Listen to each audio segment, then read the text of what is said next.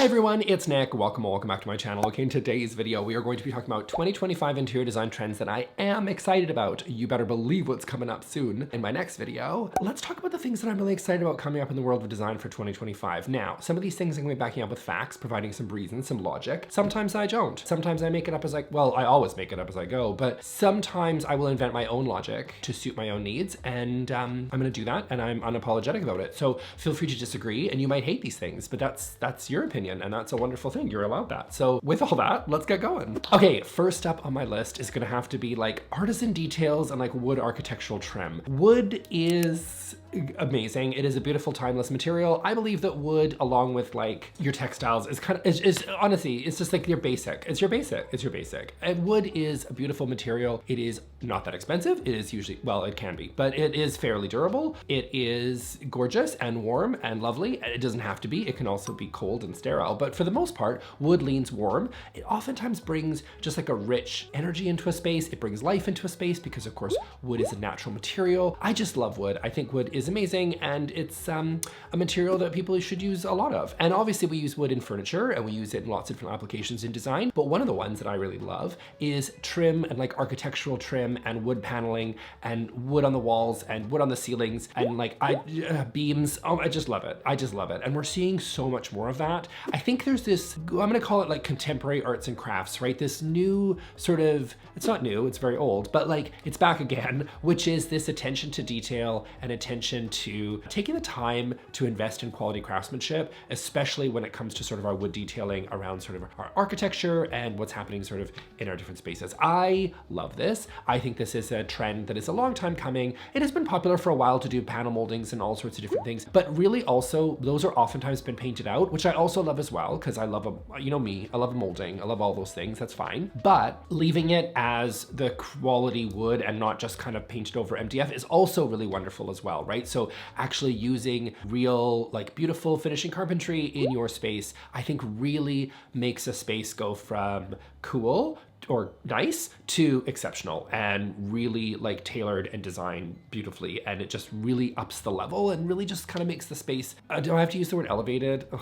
I don't want to be one of those people who uses elevated because it is so overdone, but here we are, it's elevated, okay? It's elevated. When a space has beautiful finishing carpentry, it always looks gorgeous well, assuming it's done well. And usually if you've hired a skilled person to do it, then, which is what we're seeing in a lot of these beautiful spaces that are trending right now, then it is going to be gorgeous quality. And I love that. I love all the different types of wood that you can do. There's different wood species, different things that you're seeing, and people are getting really creative. But I think just getting that warmth and that richness of wood into the space is beautiful. And not just in furniture, but again, like in that carpentry is really trending for 2025, and I love it. Okay, next up on my list is gonna be vintage inspired lighting. So this is that, you know, thrifted stuff. A lot of it is gonna be designer stuff, of course. They got like the PH5, you got the saucer lamp, right? You got all the different lamps. So the Gen Zs are whipping out all these old lamps from the 70s and calling them new again, and all that stuff is really cool and fun and wonderful. But like you could get like obviously the designer ones, and you can go on First Dibs and you can get something that's gonna cost you $20,000 or something, and that's fine, and you go for it. There's also the dupes, which I'm actually not as hard on the dupes as other people are. Some people are just like, sacrilege, we hate the fake stuff, we hate the dupes, whatever. I think get what works for your price point, and sometimes, although they're not the same thing, the dupes are not the same as the designer classics, let's be real, sometimes it's just reality that people are gonna go for them. And they want the look, but they can't afford the price tag. And I don't think we should necessarily shame people for that, but that's just me. So I do think that a lot of these designer lamps are super popular. If you can find them, fantastic. If you can get yourself a vintage Sputnik or something for your space, fabulous, right? If you can source something on First Dibs, or let's say you stumble at a flea market and you're like, what, who found this original, whatever, then great. But also I say inspired because it doesn't necessarily always have to be some classic designer thing, right? You can also just go to a thrift store and you can actually find some really great lighting. And here's the thing, I always talk about, can I let you know a little secret, okay? It's not really that secretive, you could probably already tell this about me, but like, I love other people going to thrift stores and picking up some really like amazing finds. I love watching those videos. I love that other people get wonderful, amazing like books and like classic little things and little decor pieces, and they come back with their hauls and they're like, look what I got at the thrift thrift store. I don't know what thrift stores you're going to. I don't know where you're going, but for me, it's just like an old rusty cheese grater and like an old iron from the 70s. Like, I don't know where you're all going, but you're not going to the places that I'm going, because I don't know where that is, but maybe my places have all been picked over, but I'm going to some places, and all I do is take photos of things in the thrift stores and message my parents and be like, oh my God, can you believe they're selling this old casserole dish from the 70s for 40 bucks and you've been having it in your basement all these years? Do you know what I mean? That's all I do, is just I go around looking at all these like old pieces of crap basically and sending it to my parents and saying, can you believe you have this at home right now? And you're still using it, by the way, oftentimes. So I don't know where you're all going, but good for you. You're finding all these classic, wonderful vintage pieces and you're getting them and you're thrifting them, and that's fantastic. And I love that for you, but for me, it never seems to work out. However, lighting. Back to lighting. Lighting is actually one of the areas of thrifting that I think even I, a thrifting like person who just has no luck, can actually find some cool pieces. Like, you can find some like an old elementary school and then they like tore out all the old like whatever pendants or something that they might have had, or sconces or something or whatever, and you just like, you find them in places that in these vintage shops or in these thrifted, like you can find them at Goodwill or whatever. And actually I find those pieces to be a lot easier to find and a lot more successful, because I don't think that necessarily everything thrifted is always wonderful. I think some of it is just inheriting other people's garbage. Personal opinion, take it as you will. But I do think that lighting is one of the easiest things to source when you are sourcing like thrifted pieces. I find it the easiest.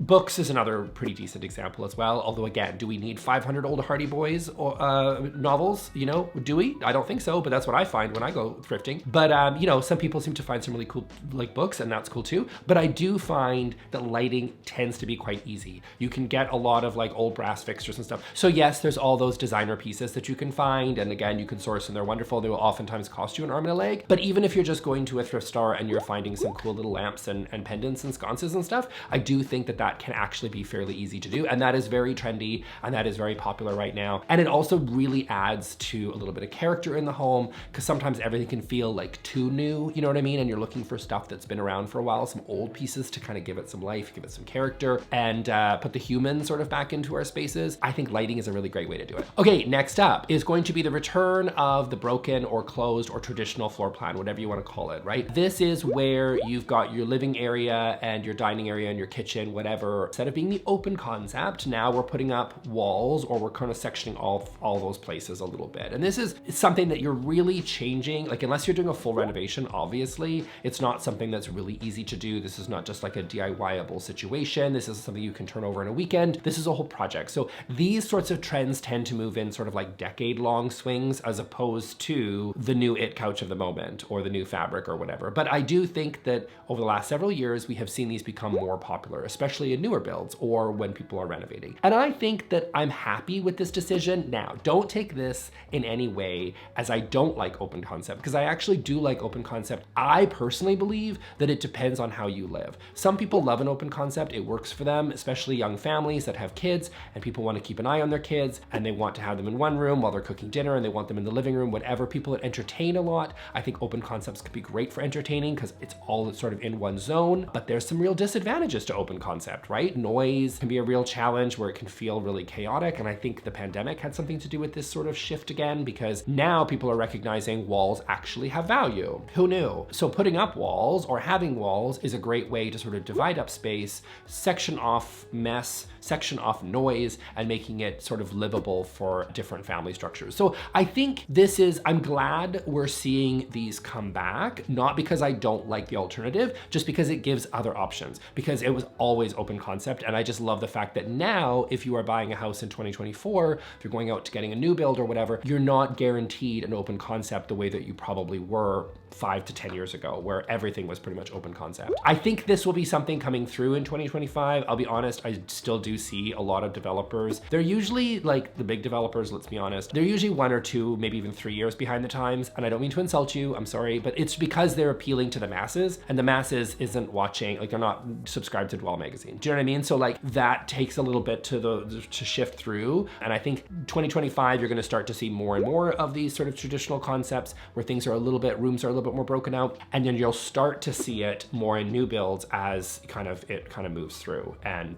developers start to be like, oh, hold on. It's not just 10% that like traditional concept, it's now grown and people are a little bit more accustomed to this way of building a floor plan. And I think you'll see a lot more of these types of homes in the future. So I like the option personally. For me, if you must know, in my home, I do like homes a little bit more open for me. And that's just because of how I live and how I want to live. But I don't disagree. I like the fact that other people have options to have a traditional concept because I think it works better for them. Might not necessarily work as well for me, but it's not all about me. Sometimes it is, but this time it isn't. And you know, it's good to have different rooms represented for different ways of living. Okay, next interior design trend 2025 is going to be material drenching. So we've talked about color drenching. Color drenching was like it's still popular, but a year or two. If you don't know what it is, here you go. It means that instead of just sort of like painting your walls a certain color, like you'll paint your walls blue, you'll do everything blue. So you'll do the walls in blue, you'll do the ceiling in blue, you might do a blue rug. It's a little bit more of a monochromatic look where everything will be one color. Or there's also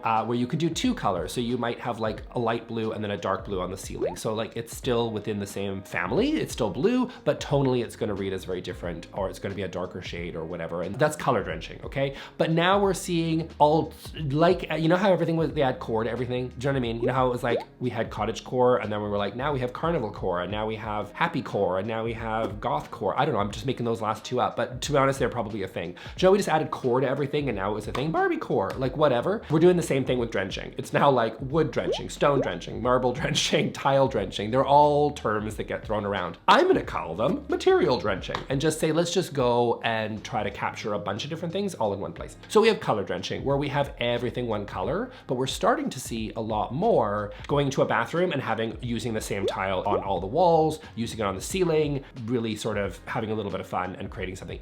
They're high impact, okay? You're seeing that with marble. I don't always love it, I'll be honest, but here we go. We're gonna just talk about it, where you have marble slabs on all the surfaces, or you'll go in and have wood, like we talked about, where we talked about wood paneling and architectural wood details, which are super popular. Well, wood paneling fits into this category as well. We're using the same oak, the same walnut, the same whatever, and we're using that on the materials on the walls. We might even be doing them in the ceiling, whatever, and really sort of leaning into some of those materials and using them over and over and over and over again. This look is very high drama, it's very high impact. You walk in and it can be risky because you're gonna feel like, if I walk into a bathroom and it's all tile, isn't that gonna be really, really overwhelming? Sometimes it can be really overwhelming. It is definitely a statement. You better love the material that you're drenching with, but it can be a lot of fun and really high impact if you're looking for that kind of wow look. Like if you walk into a dining area and like it's all color drenched in burgundy, it's gonna have a huge statement as opposed to you just putting a burgundy accent wall with the rest of the walls and the ceiling being white, right? Doing the same thing with wood, the same thing with marble, tile, whatever the case may be, whatever the material. Could even be like a fabric or a pattern. I've seen this. I don't love this look as much, I'll be honest, but it's a bit matchy-matchy. It's a little grandma for me, but you still see it, where you see the window treatments done in the same pattern, the same fabric, and then you see the same upholstery on the furniture. You could see it on the rug. You could see it all over the place. It's like, hey, I love this floral print. Let's do it all over the place. It's high impact. It is also, I think sometimes it can feel a little lazy. There, I said it. I think sometimes a lot of people just sort of pick a material and they do it all over the place. It is high risk, but sometimes, especially with marble, like I've mentioned, like the marble sarcophagus, I think I've called it Russian oligarch, where it just is this, it's really luxe, and sometimes it can be a little overwhelming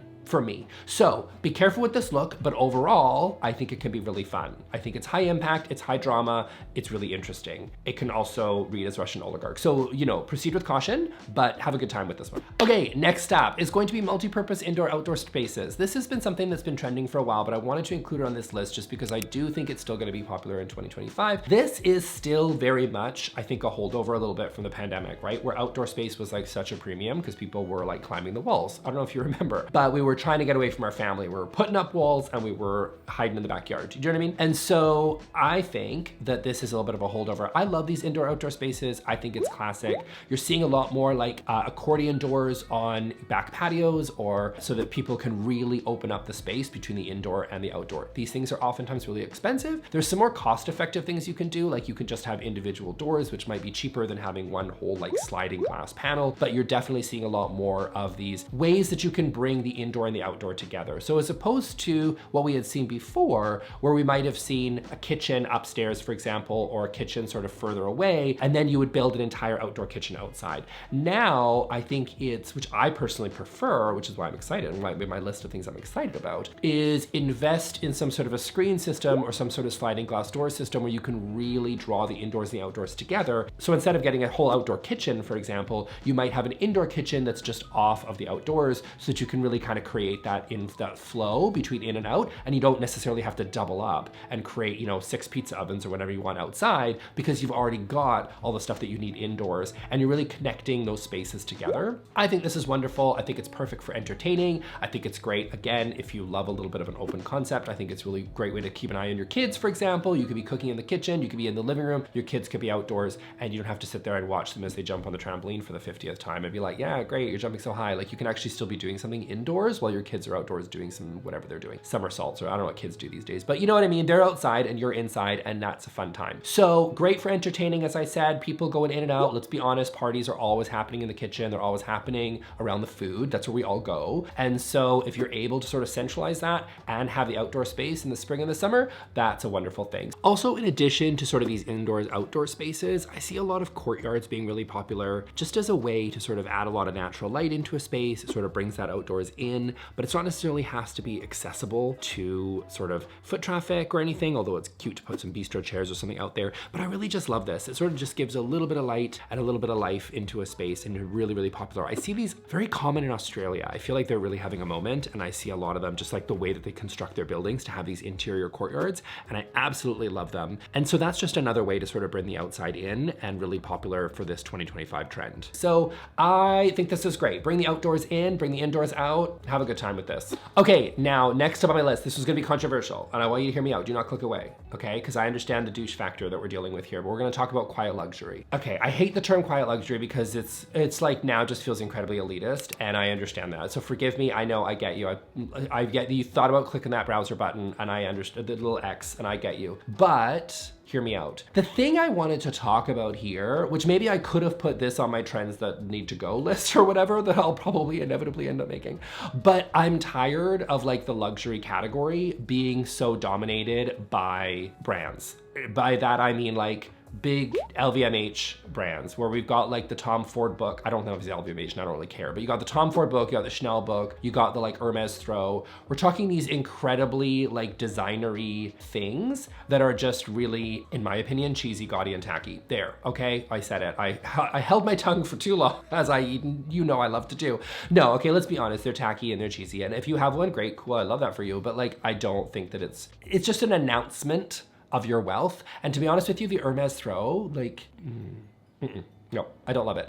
And so when I say quiet, this is the quiet part. This is the quiet part, right? And this is, again, if we erase the like elitist factor of the whole thing for just a second, it's that when you are gonna invest in a luxurious material, or a luxurious piece, which, you know, you might have one if you can afford it, and that's great, or you might have tons of them if you can, go for it, you know what I mean? But like, if you are thinking about getting something that would be on the higher end, this is gonna definitely be an investment piece. We're gonna call it an investment piece. If you'd like to do that, then invest in an investment piece that doesn't scream how many logos it has. You know what I mean? And I think that those investment pieces are getting quieter, and that's a good thing. That's kind of the part that I'm enjoying, which is that luxury materials and luxury goods are always gonna be a factor in, of course, fashion, but definitely also in interior design as well. Some materials are just more expensive, and that's great.